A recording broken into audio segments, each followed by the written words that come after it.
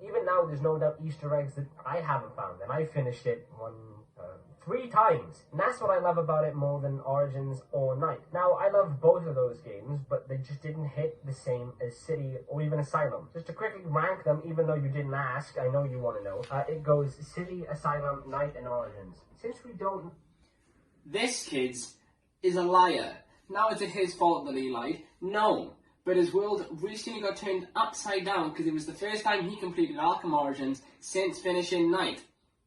And now everything's different. Yes, after years and years of not hating Origins, but saying it's the weakest in this franchise, I admitted I was wrong. I think Origins is now better than Arkham Knight, and I was foolish not to see this from the start. Now, am I trying to move mountains by this statement? Am I trying to convert all you Rocksteady stans? No, but I am here to tell you that WB Montreal managed to make a better Batman game than Rocksteady. Granted, taking all of the basic outlines and gameplay from Rocksteady, and you can definitely make the argument that without Rocksteady this game wouldn't exist.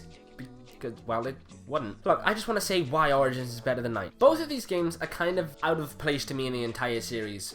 With Asylum and City both receiving universal acclaim, Origins and Knight both have their haters and die-hard fanboys. With every entry of the Arkham games, there's a trend of making everything better and bigger, which is one of Knight's downfalls in my opinion. Asylum was on Arkham Island, completely separated from Gotham. City was a portion of Gotham City, and Origins, or what we were told, was all of Gotham City. And Knight was also all of Gotham City, even if it looked completely different and had nothing resembling the former games, but it totally was the same Gotham. Honest, we swear to God, this is the same place. I don't hate any of these games. In fact, I've completed each one at least twice. After recently playing through Origins again, it made me realize the problems I have with Knight. Both of these games are beautiful in their own way. Arkham Origins shows us a Gotham covered in snow and just on Christmas Eve, and Knight is just, it's fucking gorgeous.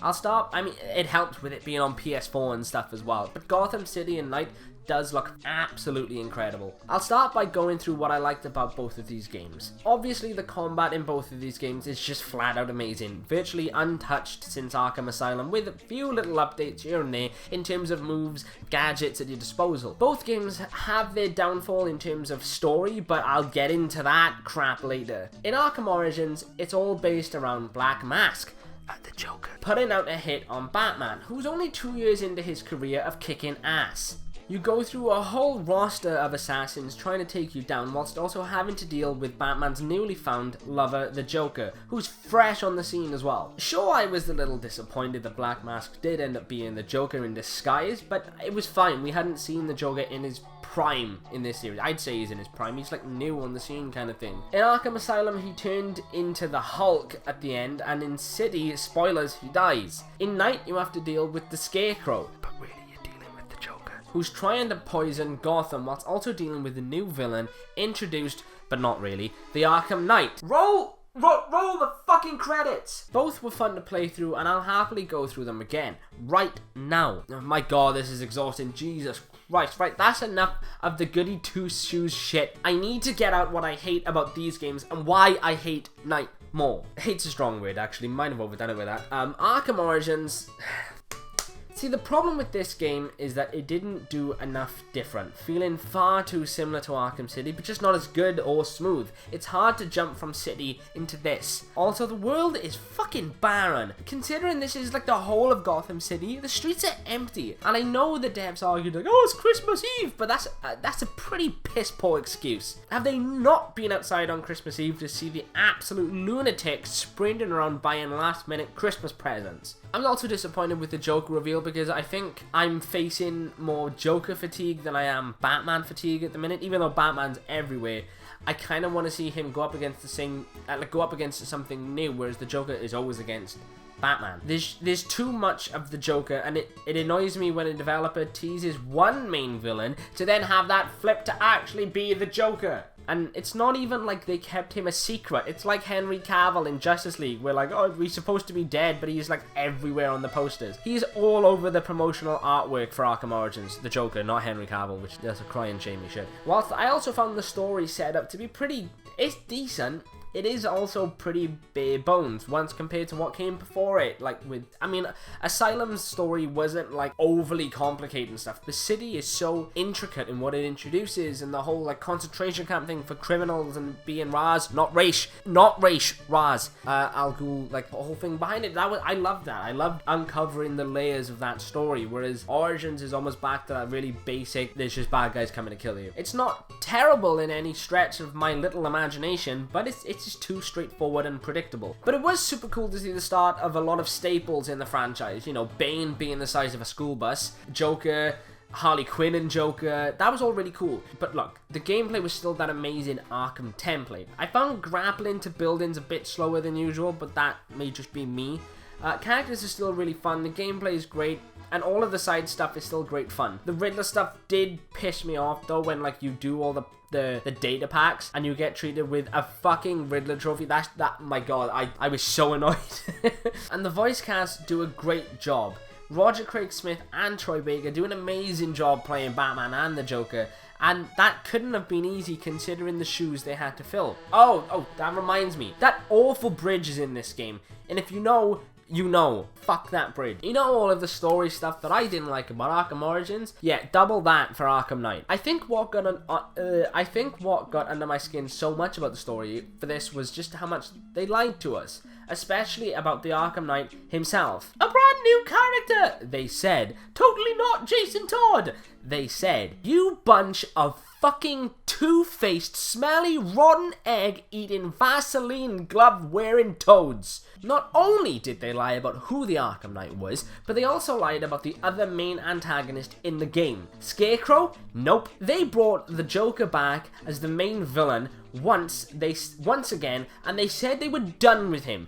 I was genuinely looking forward to a game where the Scarecrow was the main villain, because he's really cool. And the whole thing of like him poisoning Gotham and they had to evacuate, I buy it. Scarecrow would have been a really cool villain to have those scenes from Arkham Asylum again, where he's fucking going like bananas and stuff, seeing all this shit happen. That would have been really cool to see that again. But think about this. If you want to make an argument that the Scarecrow is still the main villain in this game, just think about this. They do the whole Red Hood storyline in this game, just with Arkham Knight. So without Joker, there's no Arkham Knight. But he's also in Batman's mind and tries to kill him from the inside to take over his body. 100% the Joker is the main villain of this game, even though he's dead. And you can't change my mind on that. I would like to see you try. And that annoyed me. And the Arkham Knight storyline is one we've had nearly hundreds of times at this point. It is literally just a death in the family. Joker seemingly kills Jason Todd. Jason resents Batman for not saving him and having a new Robin. Then he comes back to kill Batman. They literally just swapped out the name Red Hood for Arkham Knight and went,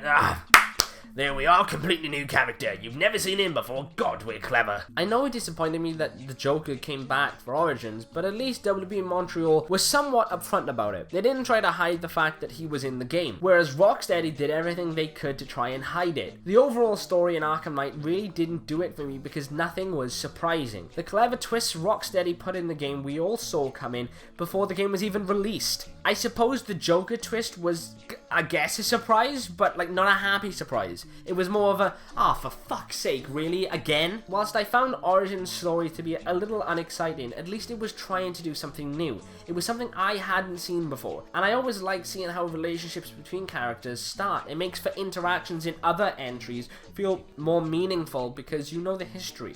The gameplay in Arkham Origins, as stated earlier, was pretty much identical to City, which isn't bad because City is one of my favourite games, but it's a little disappointing to see no real advancements.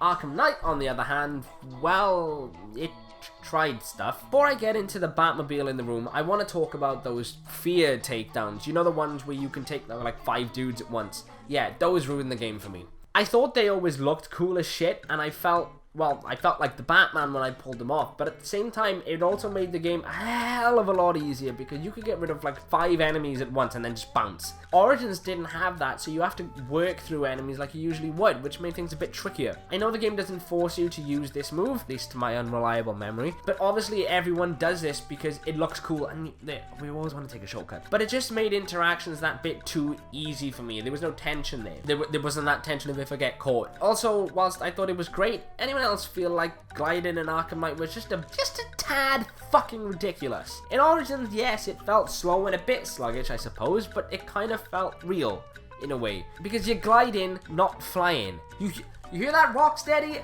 Gliding, not flying. It seems Rocksteady didn't get my memo just now, and instead opted for fucking... Alright, let's get on with this. The Batmobile. I actually don't hate this as much as everyone else, but let's face it, it is absolutely pointless and makes the game so much worse. With Batman's new jetpack-infused grappling hook, gliding in the series has never been faster or easier, so getting around by car seems a bit redundant. I found myself only using it when the game forced me for story or puzzle purposes, and the puzzles were ridiculous. The internet has already beaten this to death, and why in the living fuck did Charlie Sheen Riddler think he could mentally defeat the Batman, because that's his shtick, he doesn't want to do it physically, by creating elaborate racetracks to go underground? The shit's ridiculous. Fun, but ungodly stupid. Driving around in the Batmobile wasn't the most offensive part about this, kids. No, it was the fact that it goes into a tank mode. I hated this with every bone in my body. Don't worry, they're rubber bullets. Fuck off, and just admit we got a Batfleck on our hands. Oh, the cars and tanks are unmanned. Piss off. None of these sections were fun. None of these sections made me feel like Batman. Strafing around in circles, shooting tanks did not make me feel like Batman, and it slows the game down to a crawl. There's just too many of these sections and it feels like padding. I haven't even got to the worst part. Say what you will about Arkham Origins. You can hate it, you can say it's Arkham City but worse, you can say it's not even worth cleaning up off the street, but if you deny that the Deathstroke fight in Origins was one of the coolest boss fights in the series, then you deserve to the Deathstroke boss fight was amazing, and that was one of the things I loved about Origins. In Asylum and City, nearly everybody who played them said pretty much the same thing. The boss fights were easily the standouts. So WB Montreal said, alright, here's a full game of them, and they're all great. They even managed to make a Bane boss fight something different than just dodging him whilst he charges at you and attacking him whilst he's stunned because he's run into a fucking wall. You fight him a few times in the game, and the last one where he's hulked out was surprisingly intense. Arkham Knight, for whatever reason, threw boss fights out of the window completely. Even when Deathstroke comes back into the picture, he even mentions the boat where you fought him in Origins. It builds up. You begrudgingly take down the camps, which isn't fun, and all the other boring stuff to draw him out, which none of it's fun, ready for one last epic boss fight with him. And what do you get? Do you get that recreation of the boat boss fight? No, you get a piss-poor tank boss fight. And oh no, not like the others where you're strafing around and dodging enemy fire. No, you get a fucking stealth tank battle. It doesn't even make sense for Deathstroke, the world's deadliest assassin, to be like, this asshole needs taken down. Giles, get my car ready. And who at Rocksteady looked at the tank battles and said, hey, you know what this needs? Stealth. Get the fuck out of here. What is fun? What makes sense about sneaking around the streets in a fucking Batmobile? It's so stupid. It is so dumb. That's why Arkham Origins is better than Arkham Knight.